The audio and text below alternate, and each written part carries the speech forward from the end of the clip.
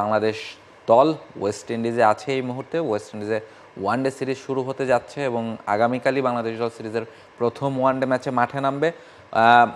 ওয়ানডের দলও ঘোষণা করা হয়েছে, বেশ কয়েকদিন আগেই দল পৌঁছে গেছে, অনুশীলন শুরু করেছে এবং যেটা বলছিলাম যে প্রথম ওয়ানডেটা মাঠে নামবে আগামীকাল সন্ধ্যা 7:30টায়। প্রত্যেকটা ম্যাচই সন্ধ্যা 7:30টায় হবে সিরিজের।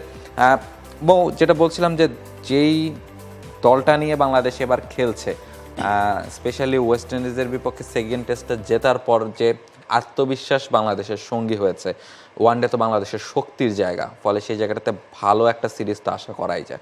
এখানে দুটো কথা আসতে পারে। এক হচ্ছে সেকেন্ড টেস্টটা যদি হারতো তাহলে আসলে মনোবল আরও বেশি ভেঙে যেত। সেকেন্ড টেস্টে জিতে বাংলাদেশের এখন মনোবল বেশ ফুরফুরে আমরা বলতে পারি, কারণ বেশ ভালোভাবে ডমিনেন্টলি তারা জিতেছে। সেটার প্রভাবটা ওয়ানডে সিরিজে মানে সেই মনোবলটা থাকবে, কিন্তু এখানে কথা হচ্ছে আবার ফরম্যাট ভিন্ন। আবার আরেকটা কথা হচ্ছে এখানে ফরম্যাটটা কিন্তু বাংলাদেশের পছন্দের, কিন্তু সেখানেও কিন্তু রয়েছে, আমরা ওয়েস্ট ইন্ডিজে আসার আগে বাংলাদেশ যখন আফগানিস্তানের সাথে খেলে আসলো তখন আমরা বলছিলাম যে বাংলাদেশের পছন্দের ফরম্যাটে কিন্তু বাংলাদেশকে আসলে সিরিজ থেকে সেখানে হেরে আসতে হয়েছিল। তো এটা আসলে মানে বলা কঠিন এখন, মানে অন্তত একদম রিসেন্টে আফগানিস্তানের কাছে হারার পর বলা কঠিন। তবে আরেকটু পাস্টে যদি আমরা যাই সেক্ষেত্রে আবার বাংলাদেশের জন্য কিছু সুখকর স্মৃতি থাকতে পারে। বাংলাদেশ এ পর্যন্ত ওয়েস্ট ইন্ডিজের সঙ্গে প্রায় 44টার মতো ওয়ানডে খেলেছে, সেখানে দু দলের মানে জয়ের পার্সেন্টেজ হচ্ছে 21-21, মানে সমানই যে জিতেছে দু দল, দুটো ম্যাচ আসলে রেজাল্ট হয়নি। এখানে সমান থাকলে আপনি যদি মানে একটা সিরিয়াল দেখেন যে লাস্ট ওয়েস্ট ইন্ডিজ বাংলাদেশের বিপক্ষে জিতেছিল 2018 সালের ডিসেম্বরে, সেটাও সেই ডিসেম্বরে ছিল লাস্ট যে ওয়ানডেটা ওয়েস্ট ইন্ডিজ বাংলাদেশের বিপক্ষে জিতেছে। এরপরে এখন পর্যন্ত টানা 10 কি 11টা ম্যাচ বাংলাদেশ টানা জিতেছে।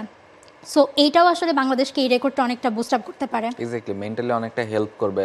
যদিও নতুন একটা ম্যাচ নতুনভাবে খেলতে হবে বাংলাদেশ দলকে, তারপরেও এই রেকর্ডটা অবশ্যই বাংলাদেশের প্লেয়ারদের মাথায় থাকবে, কারণ আপনি যখন একটা দলের বিপক্ষে টানা জিতবেন ফলে সেই বুস্ট আপ তো একটা দেয়। যদিও এই ওয়ানডে সিরিজে আসলে বাংলাদেশের কিছু এক্সপিরিয়েন্স ক্রিকেটার নেই, মুশফিকুর রহিম নেই, শান্ত নেই, আবার মিডল অর্ডারে যার উপর আমরা খুব বেশি ভরসা করি তাহিদ হৃদয়, তিনিও খেলতে পারছেন না। ফলে সব মিলিয়ে ব্যাটিং অর্ডারটা নিয়ে একটু গোলমেলে অবস্থা। আবার বাংলাদেশের যারা টপ অর্ডারে খেলেন তারাও আমরা দেখছি খুব একটা ছন্দে নেই।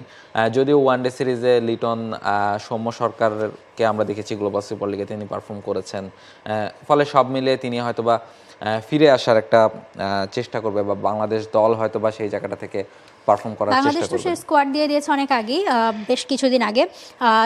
ওয়েস্ট ইন্ডিজ গতকাল দিয়েছে স্কোয়াড, এবং ওয়েস্ট ইন্ডিজের স্কোয়াডে যদি আমরা দেখি যে দুটো পরিবর্তন আছে, মার্কুইনা মিনলে এবং জেডিয়া ব্লেডস, এই দুজন নাম এসেছে এবং দুজনেরই হচ্ছে ওয়ানডেতে অভিষেকের অপেক্ষায় রয়েছেন। তারা আসলে লাস্ট নভেম্বরে তাদের যে ঘরোয়া টুর্নামেন্ট হয়েছে সেই টুর্নামেন্টে এই দুজন পেসার খুব ভালো বল করেছেন, যেখানে আসলে মিনলে কিন্তু পেয়েছেন 7 ম্যাচে 6 ইনিংস বোলিং করে 20টা উইকেট, এবং সেখানে টুর্নামেন্টে পেসারদের মধ্যে সর্বোচ্চ উইকেট শিকারী ছিলেন তিনি, এবং একই সাথে 5 ম্যাচের 5 ইনিংস খেলেই 14 উইকেট নেন ব্লেডস।